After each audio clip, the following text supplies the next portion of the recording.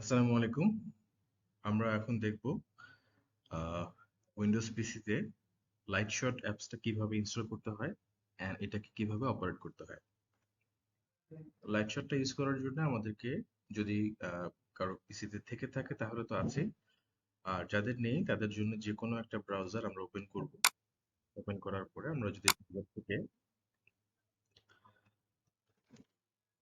গুগলের সার্চ বাটনে আমরা লিখব লাইটশট, লেখার পরে এন্টার দিব।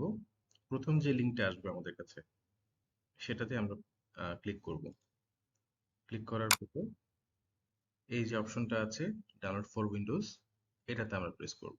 প্রেস করলে আমাদের ল্যাপটপে ইনস্টল হওয়া শুরু করবে।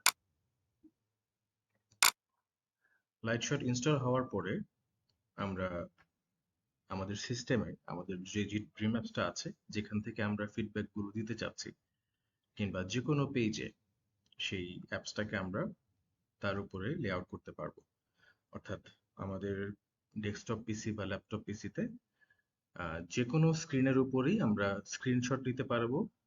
সেখানে আমরা বিভিন্ন নোটস, বিভিন্ন টুল টিপস ইউজ করে সেখানে ইনস্ট্রাকশন গুলো ফলো করলেই হবে, আমরা ফিডব্যাক গুলো ক্যাপচার করতে পারবো। ফর এক্সাম্পল, আমরা আমাদের সিস্টেমে একটু দেখব। আমরা যদি এইখানে কোনো একটা পেজে, এই পেজটাতেই ফর এক্সাম্পল আমরা যদি কোনো স্ক্রিনশট ক্যাপচার করতে চাই, তাহলে আমাদের কিবোর্ডের মধ্যে যেই বাটনটা আছে প্রিন্ট স্ক্রিন, সেই বাটনটাতে প্রেস করব। আদারওয়াইজ কারো যদি কোনো কাস্টমাইজড বাটন থাকে সেটাতে প্রেস করে আমরা স্ক্রিনটা ক্যাপচার করার জন্য প্রেস করব, বাটনটাকে প্রেস করব। করার পরে স্ক্রিনটা এরকম হালকা ডার্ক হয়ে যাবে। এরপর আমরা রিজিয়নটাকে সিলেক্ট করব, কোন রিজিয়ন থেকে কোন রিজিয়ন পর্যন্ত স্ক্রিনটাকে ক্যাপচার করতে চাই। এটাকে এতটুকু আমি ক্যাপচার করতে পারি, অথবা পুরোটা স্ক্রিন আমরা ক্যাপচার করতে পারি। তো আমি সাজেস্ট করব, যেহেতু সফটওয়্যারের জন্য আপনারা ফিডব্যাক দিচ্ছেন, তো সেই ক্ষেত্রে পুরোটা স্ক্রিন আপনারা নিন। এখানে বাম পাশে আমরা বা স্ক্রিনের ক্যাপচারের উপর ডিপেন্ড করবে এতটুকু যে প্যানেলটা আমরা দেখতে পাচ্ছি এটা কোথায় আসবে। এটা স্ক্রিনের যে কোনো জায়গায় আসতে পারে depending on the selecting of the screen. এটা হচ্ছে আমরা যা করব সেটাকে আনডু করার জন্য। হুম। তো এখানে যে কয়টা আইকন দেখতে পাচ্ছি আমরা, প্রত্যেকটা আইকনেরই কিছু না কিছু ফাংশন আছে। ফর এক্সাম্পল, আমরা যদি কোনো একটা জোন সিলেক্ট করতে চাই, তাহলে এই রেক্টেঙ্গেলটাতে আমরা প্রেস করব। করার পরে এটাকে এভাবে সিলেক্ট করা যায়। এটার কালারটা চেঞ্জ করতে চাইলে রেড কালারের জায়গায় অন্য কোনো কালার দিতে পারি। আমরা হোয়াইট দিয়ে দিই। এরপর এটার ফাংশন হচ্ছে অ্যারো, স্ট্রেট অ্যারো। এটার কাজ হচ্ছে কোনো কিছু যদি কেটে দিতে চাই অথবা কোনো একটা স্ট্রেট লাইন ড্র করতে চাই, এটার কাজ হচ্ছে ডুডলিং করা।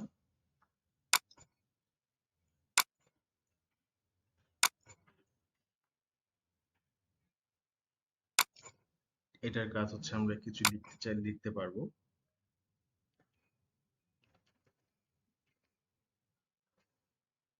এটাকে যে কোনো জায়গায় প্রেস করা যায়।